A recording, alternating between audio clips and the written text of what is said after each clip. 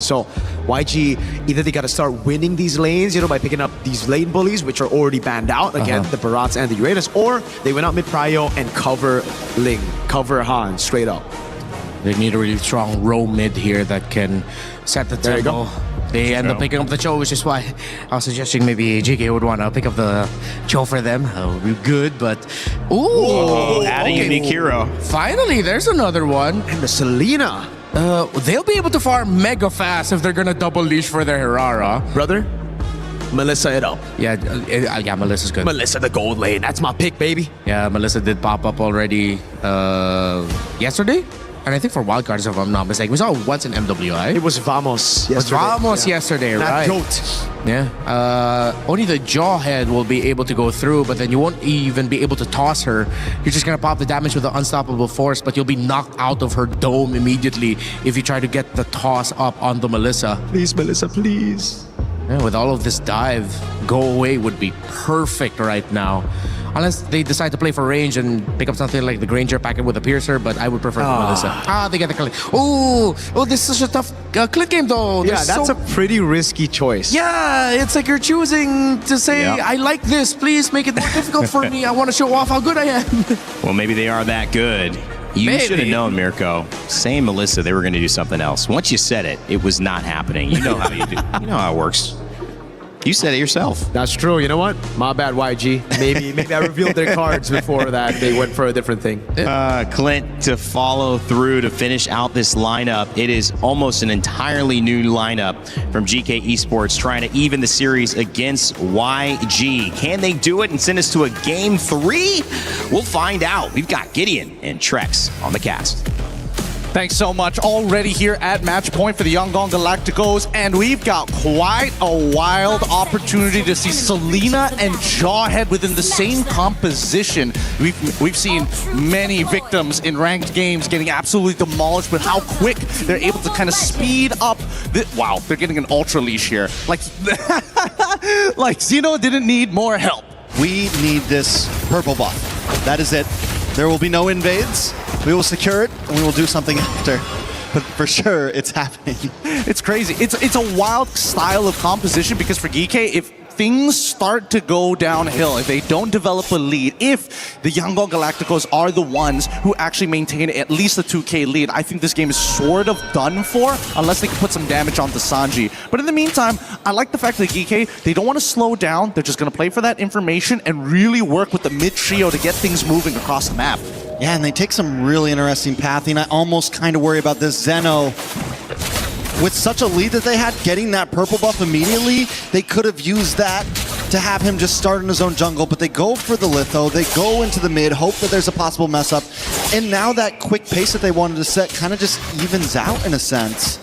Then they don't mind that, right? They don't mind that. They're looking for lane punishes. I don't see them trying to contest for the very first turtle of this game, but I think, honestly, they need to put as much punishment onto Sanji as possible, right? Because as much as Yaga wants to one-shot him, it's hard to trade against somebody, especially at level 2, who can recoil backwards and also lock you down to get free damage on the trade. So Yaga, unless there is a commitment to an all-in to force Sanji to flicker away, most of the time, you just have to kind of sit in that bush, just wait for your time, get a quick push, and then move away. All right, Ying getting a little starved away. He's got to try to make his way in to get that card. Is able to get it, so everything back to normal on the bot side. Oh my god, they got a permanent freeze on top side. Like, what is it? He can't walk up. Like, Yaga walks up, he's going to get blasted every single time. But, I mean, he can close the distance pretty quickly, and we are at least seeing him. But down to the turtle. Blink. Taking a little bit of damage by everybody. A beautiful I'm offended, pulling them all in. Tempest of Blades connects onto none. Bahan still finds a kill onto Shen. Now Aizen forced to run away. YG bring it all in on the first turtle. And that's exactly what you want to see, right? I would have imagined that they didn't want to do it, but Ying makes all the difference here. Flickering forward and catching all 4 of the members from the side of Geekay. Very nice of him to do so, because with this lead, they're going to push it even further. And that's the thing about Yangon Galacticos' composition, right? It is a little risky here and there, but it doesn't mean that Geekay missing out that first turtle is the end of the world. The real question is whether or not, they get the blast down, and luckily for Aizen, he's able to tank the damage. No. Oh. That's the passive, right? Yeah. The after effect. Ooh, that is nasty. Nasty, nasty stuff. And I think this is going to be what the game is going to look like for a while. Hopefully, I mean, it's already 5-0. I don't know how much longer it could go if it continues to look like that. It could be another very quick game if things follow this pacing. Shen on the bottom side just trying to defend the tower at this point as YG continues to advance forward. Look at Blink just constantly keeping tabs in their jungle, constantly pushing in. The thing is with a lineup like a Jawhead and a Selena, that's what they should be doing, right? Yeah. They should be the ones pushing in. Good amount of damage on a Ying there, but it's not going to be enough to take him down. Chen going to fully commit. Completely misses. Ying. Oh, wait a second. I'm offended. He's okay. What a surprise! What a surprise! Why are people trying to dive people like Ruby? There is just no point, especially if you don't land that first arrow, if you don't get the guaranteed CC. And now the punish. A nice kick from Blink on a Zeno. Han moves in, Tempest of Blades, just try to close the distance. Ooh, Han will get stunned up. Unable to get the kill on a Zeno, but wait. He dashes back and forward, back to safety. Geekay still unable to get a single kill on the board. Unreal, unreal. He's still able to have the time, and honestly, just really good movement so far. Yaga, he can get this kill onto Blink, but is he willing to die for this? Is he willing to flicker? And he is! Worth it, value, I would say, at this point. Just get what you can. Is Sanji gonna walk up? No, they're not gonna contest this. Yeah, they're already using the unstoppable force on towards Han's side, making sure that he's kind of deep. A nice throwback from Shen there. I'm offended, connects on Aizen though, and Shen unable to get away as Han close the distance onto more members. Aizen falls. Quinnock may just be next. Oh! Sanji able to get off the headshot. 3 members down on the side of Geekay. Just when I was about to say, okay, they're getting some pace back. They get a turtle, they get a kill. This happens. Every single time. And the worst part is that this has occurred. This is not like a new thing for the Yangon Galacticos. They did this in game number 1 as well. And they were also able to get the mid-tier 1, which is the most important structure on this map for the first 8 minutes of the game. Now, with the missing mid-tier 1, they get to walk into the jungle for free. Like it's, hey, tourism pass for everybody. Everybody's got a Malaysian passport. And I mean, and the fact that that's the first one that gets taken before any side lanes go down is even more of a statement here by YG.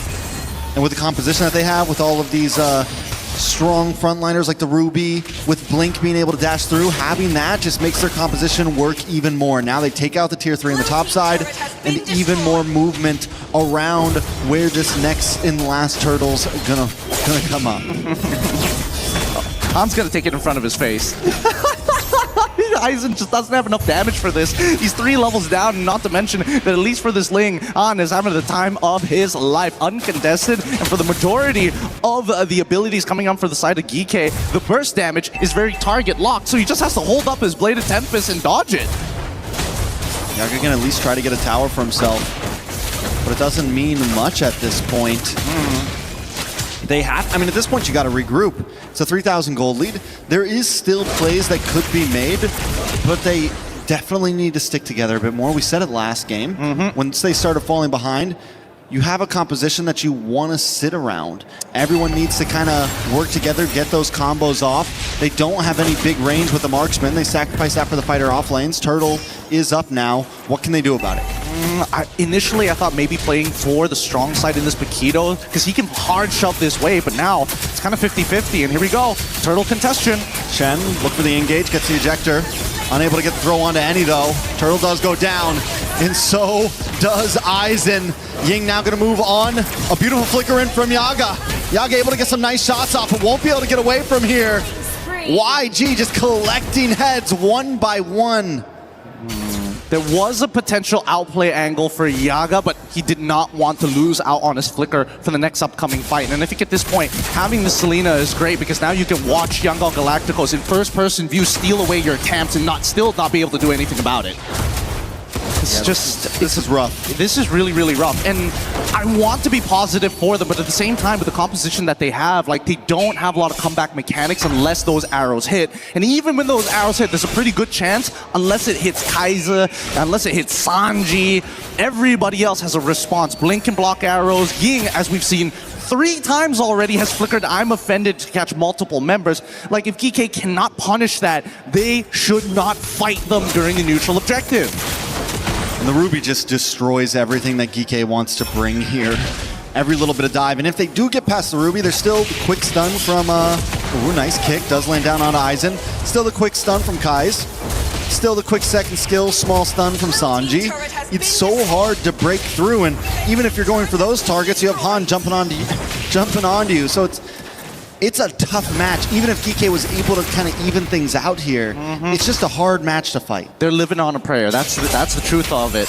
And even Yaga, right? He's in this 2v1 scenario, finally gets to go, uses his flicker.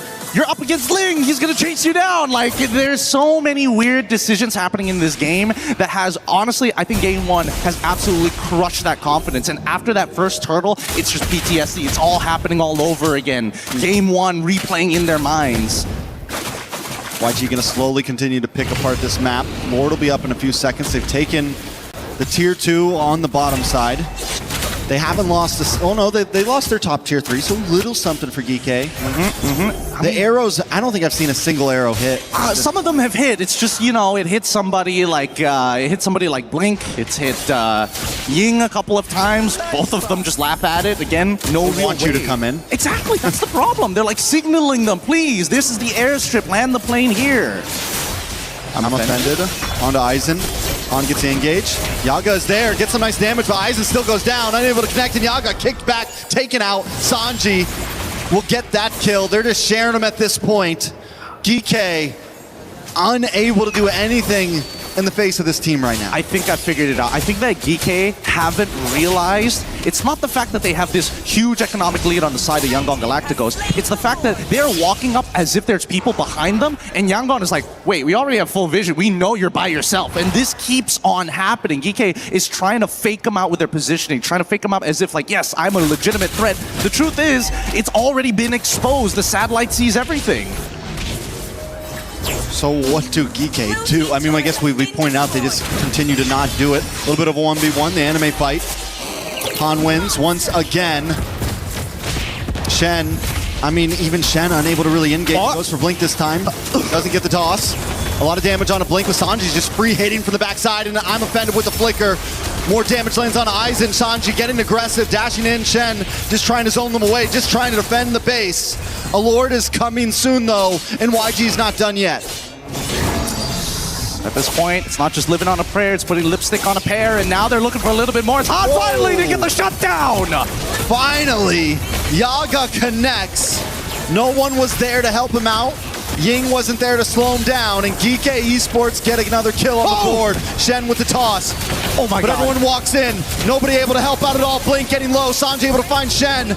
Blink does finally drop. Yaga is finally picking up some kills on the board. All three, the only three of Geekay's kills are in the hands of Yaga. And now there is some legitimate hope. They were able to get the right spells. And Yangon Galacticos, unfortunately, a little too over-eager. But look at this, right? He gets on top of Han, kills him, no problem. But here's the moment where Yaga wants to come in, and guess who saves the day? It's Blink, who blocks the shot to save Sanji's life here. Yaga was thinking about getting the empowered shot and flickering right on top of the correct targets, similarly to what his Jawhead did. Oh my lord, Han is moving and grooving right now. They're maintaining that distance, but since you brought up the question, I will answer. They're going to need somebody to bait the spells. The only problem is I don't think that the Yangon Galacticos, when the Unstoppable Force comes out of Shen, they're just going to wait until it's done, right? Oh, Aizen down. Han able to get the kill. Blink looking for the next target. Ooh, beautiful flicker! Calling the dash preemptively, but Yaga to the backside. He flickers through. He wants Sanji. He's able to get Quinn up. Sanji goes down as well, and Yaga's picking him up.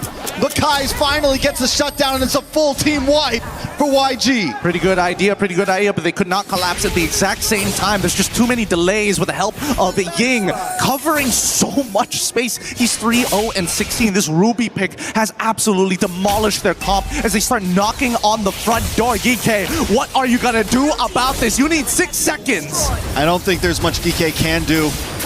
With the minions crashing through, YG does decide to back off. They're not going to force it. But the jungle's gone. There's no bust for the side of Geekay, and Lord is up. Does Geekay go for this? Honestly, they've been going for it nonstop, so I wouldn't put it past them to try to take this fight. I honestly think they should do it again, right? Force this fight underneath by the Lord. They need to, Geekay are the ones who have to walk on over, and if Yangon don't do this fast, that top wave is going to build up to force the decision for them. Dashes through, big kick on Quinnock. Quinnock goes down. Tempest of Blades falls onto Eisen. It's on the top side. Yaga gets pulled back in with the I'm offended. Kais gets the kill. The rest of Geekay running for the hills. Yep. And now they're going for the endgame. They don't even need the Lord at this point. They know what they need to do. And Sanji is just too strong. He can single-handedly do the siege. It's a 4v5 right now, or a 3v5 right now. Eisen goes down. YG gonna move on to Shen here. Last minion drops. They do have to back off. They're unable to connect to the base. I don't know how long they can do this for because it's coming to a point where we're getting to the 42k mark. Once we get to the 42k mark, we're expecting that Xeno alongside, well in this case, Yaga, would have hit their core items. I know for a fact that Yaga has his item, Xeno at the same time, but the rest of them, they just don't have enough stats, especially for Eisen, literally 2 items. But I mean, in the end, right, Eisen, I think the big problem for Geekay, where's the major damage? You have some physical damage. Quinnock was never able to come online, and even then, towards late game, the Selene is always going to start to fall off a bit, you know? And it wasn't able to get that value you would get out of it in the early to mid. And at this point, without a marksman, without any kind of range, and with just physical damage as your major damage dealers, even once the core items come in, where does Geekay go with that? The physicality of their damage isn't the problem. It's the fact that this Ruby has literally blocked them at every single angle. Like, Yaga wants to close the distance, but he can't because he's melee. So at this stage, it really is just whether or not Ying can get moved out of position. Ying pulls Zeno back in. Zeno goes down. Eisen about to get hit by the Tempest of Blades as Han dashes onto the tower to get the kill. Lord connects onto the base, a big kick onto Yaga, and that should be it. YG, with one last empowered wave, will move on to the base.